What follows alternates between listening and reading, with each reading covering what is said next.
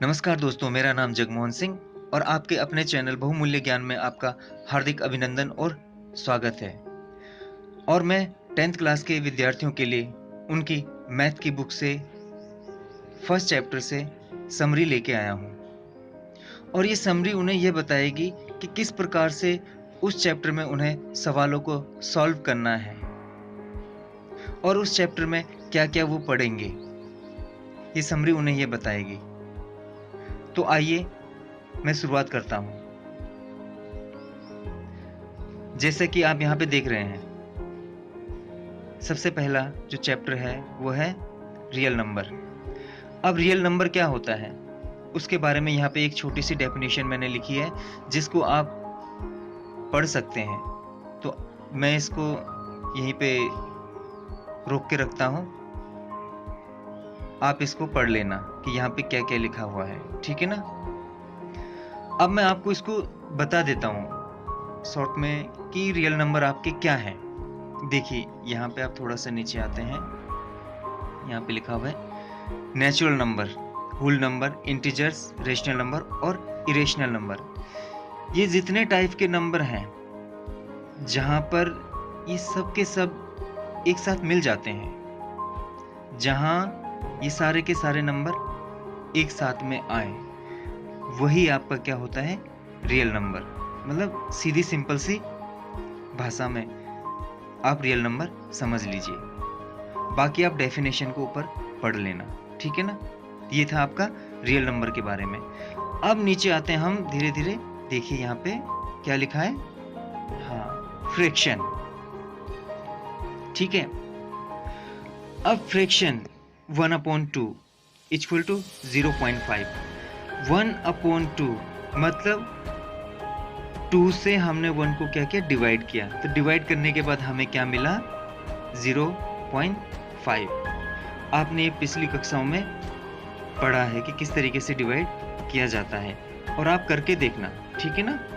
यहाँ पे मैंने ये लिखा हुआ है ऑलरेडी, ठीक है। मैं आपको करके अभी दिखा नहीं सकता हूँ यहाँ पे, तो यहाँ पे मैंने ऑलरेडी करके लिखा हुआ है, तो आप करके देख सकते हैं, ओके। अब यहाँ पे 1/3 इक्वल टू 0.33। इसका मतलब ये है कि 1 को मैंने 3 से डिवाइड किया तो ये क्या हुआ कि डिवाइड होता ही गया। मतलब ये खत्म नहीं हुआ, ये बार बार चलता ही गया।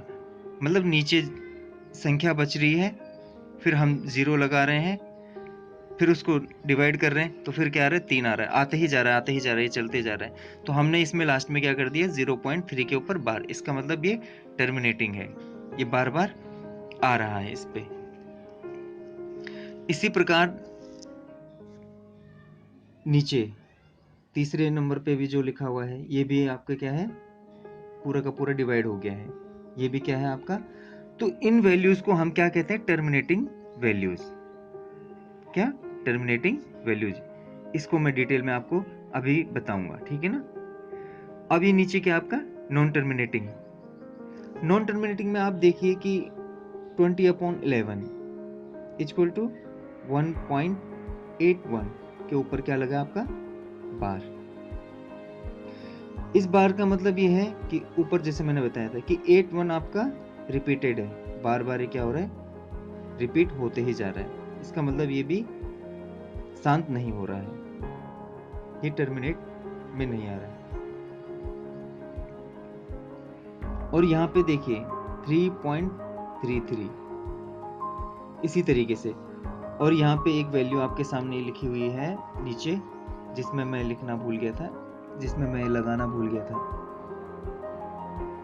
बार, ये, ठीक है। तो ये पूरी वैल्यू है, ये आपकी क्या है, नॉन टर्मिनेटिंग वैल्यूज है। अब टर्मिनेटिंग और नॉन टर्मिनेटिंग वैल्यूज क्या है, मैं आपको इसके बारे में डिटेल में बता रहा हूँ। तो देखिए जैसे यहाँ पे लिखा हुआ है, सबसे पहले क्या, टर्मिनेटिंग पे आते हैं। ये डेसिमल नंबर्स हैं। डेसिमल नंबर्स का मतलब ये है कि जब हमने पीछे फ्रैक्शन में पढ़ा था, तो वो फ्रैक्शन को हम जब ऊपर न्यूमरेटर, नीचे डिनोमिनेटर है, अब नीचे वाले से हम ऊपर वाले को डिवाइड कर रहे हैं, तो हमारी जो वैल्यू आ रही है वो या तो पूरी की पूरी डिवाइड में आ रही है या फिर डेसिमल में आ रही है। या फिर नॉन टर्मिनेटिंग में आ रही है। अब वही वैल्यू हमने यहाँ पे लिख दी है, ठीक है। तो जैसे यहाँ पे एग्जांपल में दे रखा है 0.5, 0.4, 0.25 और 11.375, ये आपकी वैल्यूज दे रखी है। इसका मतलब ये क्या है कि ये पूरी की पूरी डिवाइड हो रही है। डेसिमल के बाद जो ये नंबर है ये पूरे के पूरे क्या हो जा रहे हैं, डिवाइड हो जा रही है। जो भी संख्या इसकी जो लिखी हुई थी, जो भी नंबर इसके लिखे हुए थे, वो पूरे के पूरे क्या है, डिविजिबल है डेसिमल के बाद, ठीक है। अब नॉन टर्मिनेटिंग में आप आइए, देखिए यहाँ पे इसमें आपके दे रखी रिक्वेरिंग और नॉन रिक्वेरिंग वैल्यूज। अब एग्जांपल में देखिए 0.3, 3.3, 1.81 और ये 0.57, 41, 1428, ये जो वैल्यू यहाँ पे दे रखी है, ये इसके ऊपर भी बार है, फोर्थ वाले के ऊपर भी, ठीक है ना। ये लगाना भूल गया मैं। तो यहाँ पे इनके ऊपर बार लगा रखा है। इसका मतलब ये है कि ये बार बार रिपीट हो रही है, मतलब 3 जो है ये बार बार आएगा, इस वाले में भी 81 जो है बार बार आएगा, तो ये रिपीटेड है, ठीक है। अब नॉन रिक्वेरिंग में देखिए एग्जांपल्स क्या है, 5.2340, इस तरीके से, मतलब इसके पीछे जो ये है ये अलग अलग नंबर आते रहेंगे, ये मतलब चलता ही रहेगा, इसका कोई समापन नहीं है, ये समाप्त नहीं होगा। तो ये नॉन रिक्वेरिंग में आ जाते हैं, ठीक है।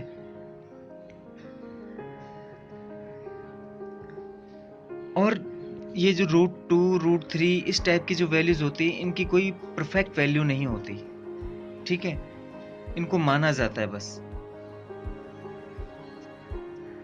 और ये आसान है। अब आइए, अब इसमें ये कह रहे हैं कि ये जो टर्मिनेटिंग जो वैल्यूज होती हैं, तो can be obtained from a fraction. हम इनको फ्रैक्शन के रूप में भी लिख सकते हैं, इनको फ्रैक्शन में कन्वर्ट कर सकते हैं, ठीक है। लेकिन जो ये वैल्यू है कौन सी, नॉन रिक्वेरिंग वाली को, cannot be obtained from a fraction और cannot be converted into a fraction, इसको हम फ्रैक्शन में बिल्कुल भी कन्वर्ट नहीं कर सकते हैं। इन वैल्यूज को हम फ्रैक्शन में कन्वर्ट नहीं कर सकते। आप रिक्वेरिंग वाली को भी कर सकते हैं और जो टर्मिनेटिंग है उसको भी आप कर सकते हैं, ठीक है। तो आपको ये वीडियो कैसा लगा, आप अपने कमेंट सेक्शन में ज़रूर बताइएगा, और आगे की वीडियो मैं बहुत जल्दी आपके सामने पोस्ट करूंगा। इसी के साथ धन्यवाद।